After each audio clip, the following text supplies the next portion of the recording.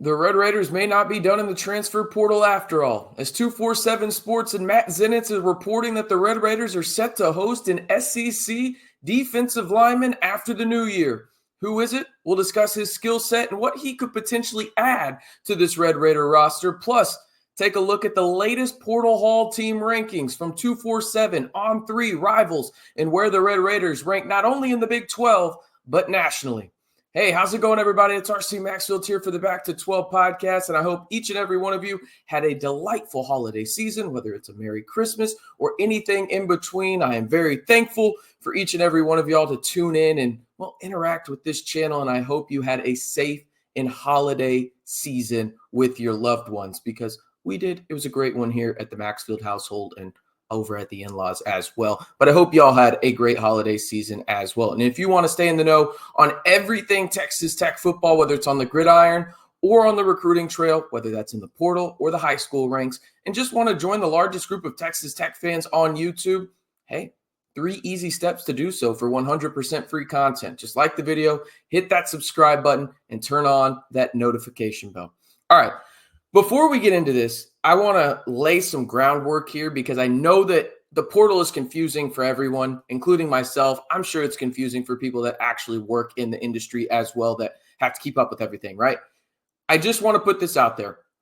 The portal is set to close on December 28th. Now, before you think to yourself, RC, you just said that Texas Tech was going to host somebody in the new year. I did. Hold on real quick, okay?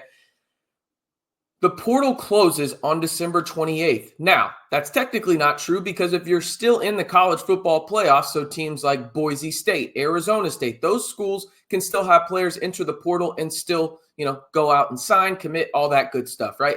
But mostly enter is the thing we're talking about here. The portal closes on the 28th. That does not mean everyone currently in the portal has to commit by that date. No, that just means you have to have your name in the portal, okay? So that's how you have this player that we're about to talk about for Texas Tech being able to visit the 806 in the new year. Okay, so again, elementary level type stuff. Just have to have your name in the portal by December 28th. Don't not have to be committed or signed by that date, just officially in the portal. And then you can go on visits once the dead period ends and you can do all that kind of stuff within the new year. Okay, you're going to see mostly everybody commit, though, by the start of that spring semester, because you got to get into classes, right? There's still the student aspect of this in college athletics, even though some people don't like to admit that. It's still there in some capacity. But that's really what we need to know. All right.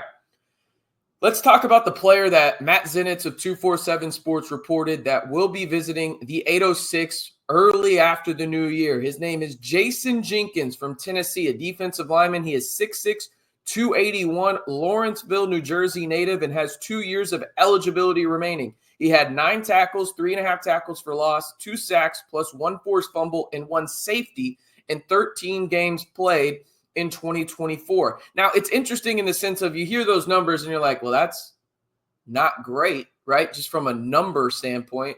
But I found it really interesting looking into Jayson Jenkins and what Heifel, the head coach at Tennessee, had to say, or really anyone else within the program, right? Like in terms of his defensive line coach, Rodney Garner, right there at Tennessee. This is what they had to say, and this is per the Vols 247 sites. They say, the Vols hailed Jenkins as a success story born out of hard work and perseverance with head coach Josh Heifel and defensive line coach Rodney Garner and teammates raving about his work ethic. But in the day and age of the transfer portal, it's increasingly difficult to retain quality depth. Boom. I think that's what he would be if he did transfer to Texas Tech. And it feels like this is a sizable if, right? But in terms of actually what he would be for Texas Tech, it would be a depth piece. Because again, for those that may have forgot, because there was a lot going on during this holiday season and just a lot going on in terms of trying to keep up with the portal for Texas Tech, the Red Raiders have signed 3 of the best defensive linemen in this portal class, most notably Lee Hunter from UCF, who is the best defensive lineman in this portal class, according to 247 Sports. Now, the interesting part about Jenkins is if you go watch the tape and you kind of list out his stats and everything in terms of snaps played, and again, snaps played don't mean a whole lot, but it does for a defensive lineman because it's harder for them to get traditional stats in terms of what fans look out traditionally, right? In terms of making an impact, I guess. He started to carve out a pretty good role for the Vols defensive line, played up at Ohio State. That was a disaster class for the Volunteers, I understand, but he was playing on there. I think if you look at him from what he could be from Texas Tech, again, it goes back to the depth perspective, but in my opinion, listen, you can never have too many guys with experience at a high level on your defensive line. You can never have enough depth in the trenches. Point blank, end of story. That's how it is for me. This guy is 6'6", 281, has been productive in the best conference in America in terms of on a good defensive line too. When you went to go look at Tennessee, the best aspect of maybe their entire roster was their defensive line in just pass rush, okay? He was part of that, right? So adding him to a room that already consists from the portal of Hunter, Gil Howard, and Holmes, right? This would be a really good depth piece and a guy that I think you could play at either of the 3 down lineman spots in this 3-4 defense that Sheil Wood is going to run out in 2025 in the 806. So to name to keep them in mind, right? He is set to visit on January 5th, according to 247 Sports. So there's the date for you guys, January 5th, okay? Again, Jayson Jenkins, Tennessee defensive lineman, 6'6", 281 from New Jersey originally, has 2 years of eligibility left. A guy that Heifel, Gardner, 2 prominent coaches there at Tennessee have hyped up in terms of his work ethic and passion for the sport. I think he would be a really solid addition from a depth perspective that could elevate to more for the Red Raiders on a defensive line that has gone through a drastic overhaul, right? But again, my original point here in terms of why I think Jayson Jenkins would be a solid addition, because you can never have too many monsters on the defensive line and in the trenches, and he's one of those guys. He's a really solid player. All right, let's look at the complete list from 247, and if you want the offense and defense individually, you can go back on the channel and watch those 2 videos, 2 previous videos here on the channel. Here's the complete list so far of the Red Raiders in the portal, and I say so far because I thought this would be it. They're still being aggressive. You love to see it. This is where 247 or On 3 has these prospects ranked in terms of 4-star, 3-star, whatever it is. Here we go. Hunter Zambrano, Illinois State offensive lineman, is rated as the top offensive lineman in the portal according to 247. So he is a 4-star, and it'll be interesting to see where he goes with the Davon Carter aspect of things in terms of, does Davon Carter come back with the JUCO ruling and play right guard, and they kick Hunter Zambrano out to right tackle. I think right now it's easy to project Hunter Zambrano as the right guard for the Red Raiders, but we'll have to watch that. Another 4-star from the portal, Reggie Virgil, Miami of Ohio, wide receiver. Then you've got another Miami of Ohio Red Hawk that has committed to Texas Tech and since signed. Will Jados, Miami of Ohio offensive lineman, 3-star. As of right now, I would project him to be the starting right tackle for the Red Raiders. You got Mitch Griffs, the Wake Forest quarterback. He's a 3-star. He will come back into the 806 and be QB3 for you behind Baron Morton or Will Hammond. Then you've got a 4-star tight end, in Louisiana's Terrence Carter Jr. Then you've got Howard Sampson, UNC offensive tackle, started his career at UNT, now has since played at Chapel Hill for Mac Brown. Now we'll head out to the 806 to play for Clay McGuire and the head man, Joey McGuire. He is a 4-star offensive tackle and will most likely be the starting left tackle for the Red Raiders in 2025. We flip over to the defensive side now. I forgot one. Quinn Joyner, the 4-star running back. How could I forget? From USC, Maynard, Texas native. Taj Brooks, alma mater, hometown as well. Taj was a big reason why Quentin Joyner is a Red Raider. He's likely going to be RB1 for the Red Raiders in 2025 alongside Jacoby Williams and Cam Dickey. Now we switch to the defensive side. Got a little early there on me.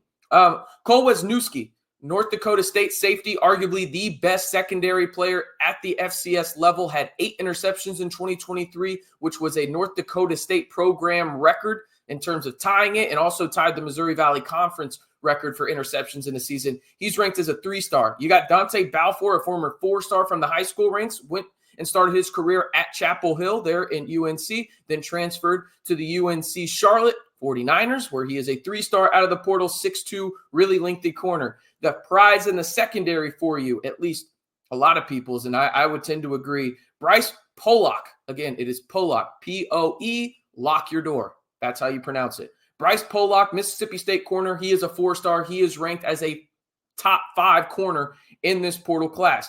Then you've got Skylar Gill-Howard, the Northern Illinois defensive tackle, a guy that absolutely dominated in the Notre Dame game. He is ranked as a 4-star as well. UTEP DB, Amir Boyd Matthews, 3-star. Then you've got Lee Hunter, UCF defensive tackle, according to On3, is ranked as the top defensive lineman in this portal class. He is ranked as a 4-star. He led the Big 12 in pressures with 27 from the DT spot in 2024. Number 3 on that list in the Big 12. In the Big 12. Anthony Holmes Jr., Houston defensive lineman, 3-star. Why is he important in my opinion? Well, Sheil Wood, Houston, had a good season with Anthony Holmes Jr. right there in the middle of the defensive line.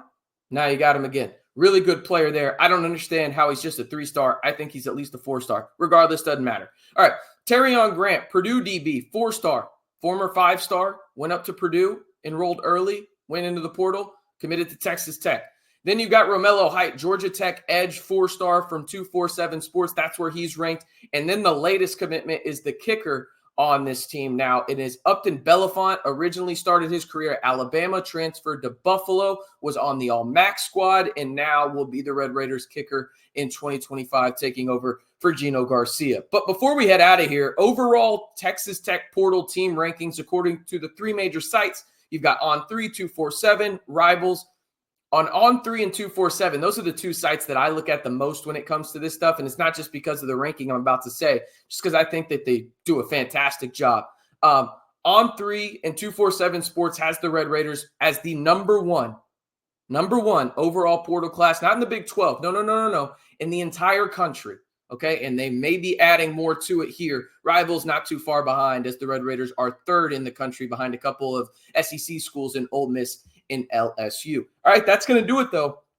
Red Raiders may not be done in the portal, as they are set to host Tennessee defensive lineman Jayson Jenkins, 6'6", 281, set to visit the 806 on January 5th.